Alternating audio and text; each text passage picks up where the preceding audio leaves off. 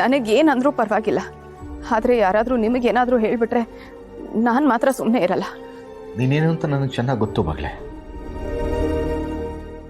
ಯಾರಾದರೂ ನೀನೇನು ಸಂಪಾದನೆ ಮಾಡಿದೀಯಪ್ಪ ಅಂದರೆ ನನ್ನ ಹೆಣ್ಣು ಮಕ್ಕಳು ಪ್ರೀತಿಯಿಂದ ಹೆಮ್ಮೆಯಿಂದ ಹೇಳ್ಕೊಳ್ತೀನಮ್ಮ. ಭಾವನಾ, ಇಷ್ಟಕ್ಕೂ ಅವ್ರು ಏನು ಹೇಳಿದ್ರು ಅಂತ ನೀನು ಇಷ್ಟೊಂದು ನೊಂದ್ಕೊಂತಿದ್ಯಮ್ಮ?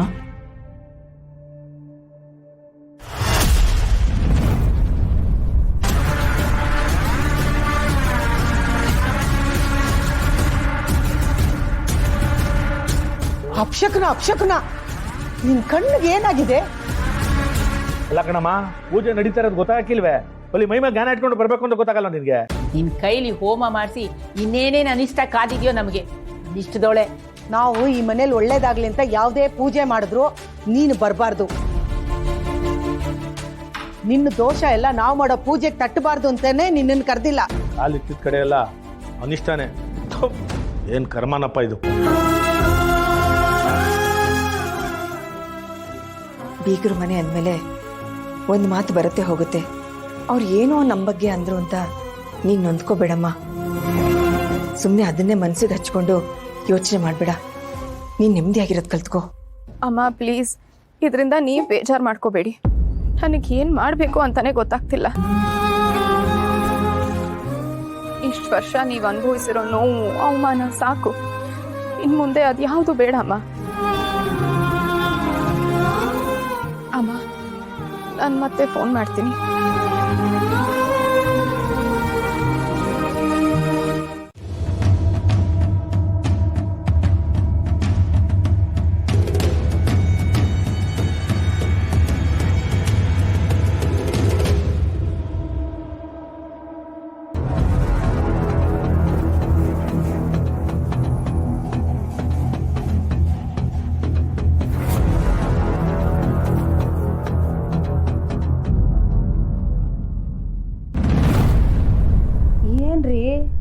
ಒಳ್ಳೆ ಬಾಲ ಸುಟ್ಟು ಬೆಕ್ತರ ಅಡ್ಡಾಡ್ತಾ ಇದ್ದೀರಾ? ಬೊಜ್ಜು ಜಾಸ್ತಿ ಆಗಿದೆ ಅಂತ ಮನೆ ಒಳಗಡೆ ವಾಕಿಂಗ್ ಮಾಡ್ತಿದ್ದೀರಾ? ಏನ್ ಕತೆ? ಏನ ನಾನು ದಪ್ಪಾಗಿದ್ದೀನಿ ಅಂತ ಹೇಳ್ತಿದ್ಯಾ? ನಾನು ಹೇಳ್ಬೇಕಾಗಿಲ್ಲ. ಗಣೇಶನ ಹೊಟ್ಟೆ ಎಲ್ಲರಿಗೂ ಕಾಣಿಸ್ತಾ ಇದೆ. ನೋಡ್ತಾ ಇರೇ, 3 ತಿಂಗಳು ನೋಡ್ತಾ ಇರೋ.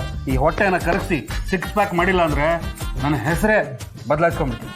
ಹಾಗೆಲ್ಲಾದ್ರೂ ಮಾಡ್ಬಿಟ್ಟಿರಾ? ಹಾಗೆಲ್ಲ ಅಪ್ಪ ಅಮ್ಮ ಹೆಸರನ್ನ ಬದಲಾಯಿಸ್ಕೋಬಾರ್ದು. ಇಷ್ಟಕ್ಕೂ ಯಾಕೆ ಇಷ್ಟೊಂದು ಟೆನ್ಷನ್ ಮಾಡ್ಕೊಂಡಿದ್ದೀರಾ ನೀವು? ಆಫೀಸಲ್ಲಿ ಟೆನ್ಷನ್ ಕಡೆ. ಸರಿ ಹೋಯ್ತು. ಈಗ ನೀವು ಇಲ್ಲಿಂದ ಆಫೀಸ್ಗೆ ಹೋಗ್ತಿರಲ್ಲ, ಆವಾಗ ಮನೆ ವಿಚಾರನ ನೆನ್ಸ್ಕೊಂಡು ಟೆನ್ಷನ್ ಮಾಡ್ಕೋತೀರಾ? ಇಲ್ಲ ಕಣ, ಹಾಗೆ ಮಾಡ್ಲಿ. ಮತ್ತೆ ಇಲ್ಲಿ ಬಂದ್ಬಿಟ್ಟು ಆಫೀಸ್ ವಿಚಾರದಲ್ಲಿ ಯಾಕ್ರೆ ಟೆನ್ಷನ್ ಮಾಡ್ಕೋತೀರಾ ನೀವು? ಸುಮ್ಮನೆ ಯಾವ್ದು ಟೆನ್ಷನ್ ಮನೆಗೆ ತಗೊಬರೋದು, ಆ ಕೋಪನೆಲ್ಲ ನಮ್ಮ ಮೇಲೆ ತೋರಿಸ್ಕೊಳ್ಳೋದು. ನಾನೆಲ್ಲ ನಿನ್ ಮೇಲೆ ಕೋಪ ತೋರಿಸ್ಕೊಂಡೆ? ಸುಮ್ಮನೆ ಬಾಯಿ ಬಂದಂಗೆ ಮಾತಾಡೋಣ, ಹೋಗಿಲ್ಲ. ಅರೇ, ಇದು ಕೋಪ ಅಲ್ವೇ ಅಲ್ವಾ? ಸರಿ ಬಿಡಿ, ತಣ್ಣಗೇನಾದ್ರು ಜ್ಯೂಸ್ ಮಾಡ್ಕೊಡ್ಲಾ? ಏನೋ ಬೇಡಮ್ಮ, ನೀನು ಮೊದಲು ಇಲ್ಲಿಂದ ಹೋಗು. ನೀನು ಹೋದ್ರೆ ಸಾಕು. ಏನಾದರೂ ಬೇಕು ಅಂತ ಕರಿತೀರಲ್ಲ, ಅವಾಗಿರುತ್ತೆ ನೀವು.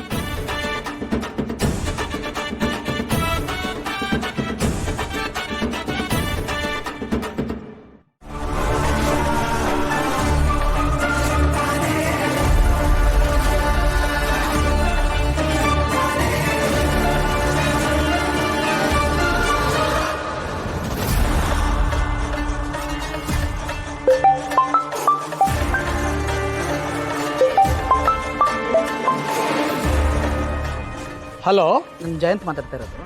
ಹಾಂ ಹೇಳಿ ಜಯಂತ್, ಹೇಗಿದ್ದೀರಿ? ಅಲ್ಲ, ನಾನು ಕೊಟ್ಟ ಮಾತೆ ಎಲ್ಲ ವರ್ಕ್ ಆಗ್ತಾ ಇದೆ ತಾನೇ? ಡಾಕ್ಟರ್, ನೀವು ಟ್ರೀಟ್ಮೆಂಟ್ ಕೊಡ್ತಾನೆ ಇದ್ದೀರಿ, ನಾನು ತಗೋತಾನೆ ಇದ್ದೀನಿ. ಆದರೆ ನನ್ನ ಹೆಂಡತಿ ಎಲ್ಲ ಕಡೆ ಕಾಣಿಸ್ತಾನೆ ಇದ್ದಾರೆ ಡಾಕ್ಟರ್. ವಾಟ್? ಏನು ಹೇಳ್ತಾ ಇದ್ದೀರಿ ನೀವು?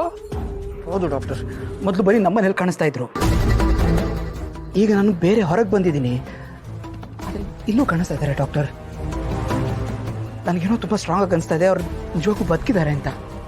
ನೋ ಜಯಂತ್, ಹೀಗಾಗೋದಕ್ಕೆ ಸಾಧ್ಯನೇ ಇಲ್ಲ. ಇದನ್ನೇ ನಾನು ಹ್ಯಾಲುಸಿನೇಷನ್ ಅಂತ ಹೇಳೋದು. ನೋಡಿ ಡಾಕ್ಟರ್, ನೀವು ಈ ಮಾತನ್ನು ಹೇಳ್ತಾನೆ ಇದ್ದೀರಿ, but please try to understand. ನಾನು ಯಾವುದೋ ಊಹಾಪೋಹದ ಜಗತ್ತಿನಲ್ಲಿ ಇಲ್ಲ, ಅವ್ರು ನಿಜವಾಗ್ಲೂ ಬದುಕಿದ್ದಾರೆ. ಹಾಗಾಗೋದಕ್ಕೆ ಚಾನ್ಸೇ ಇಲ್ಲ ಜಯಂತ್. ಇಷ್ಟು ದಿವಸ ನೀವು ಮನೆಯಲ್ಲಿ ಕಾಣಿಸ್ಕೊತಾ ಇದ್ದಾರೆ ಅಂತ ಹೇಳ್ತಾ ಇದ್ದೀರಿ, ಈಗ ನೋಡಿದ್ರೆ ಅಲ್ಲಿ ಇಲ್ಲಿ ಕಾಣಿಸ್ಕೊತಾ ಇದ್ದಾರೆ ಅಂತ ಹೇಳ್ತಾ ಇದ್ದೀರಲ್ಲ. ನೋಡಿ, ಇದು ತುಂಬ ಡೇಂಜರಸ್. ಇದು ನೀವು ಮುಂದಿನ ಸ್ಟೇಜ್ಗೆ ಹೋಗ್ತಾ ಇರೋ ಸೂಚನೆ ಇದು. ಈ ಸಮಯದಲ್ಲಿ ನೀವು ತುಂಬಾ ಕೇರ್ಫುಲ್ ಆಗಿರಬೇಕು. ಈ ಸ್ಟೇಜಲ್ಲಿ ಅವರು ನಿಮ್ಮ ಅಕ್ಕಪಕ್ಕ ಬಂದಾಗುತ್ತೆ, ನಿಮ್ಮನ್ನ ಮಾತಾಡ್ಸ್ದಾಗುತ್ತೆ ರೀ. ಆಗ ನೀವು ಯಾವುದೇ ರಿಯಾಕ್ಷನ್ ತೋರಿಸ್ಬೇಡಿ, ಖಂಡಿತ ನಿಮ್ಮ ಕಾಯಿಲೆ ಜಾಸ್ತಿ ಆಗುತ್ತೆ. ಅದಕ್ಕೆ ಅವಕಾಶ ಕೊಡಬೇಡಿ. ನನ್ನ ಮಾತು ನೆನಪಿರಲಿ ನಿಮಗೆ.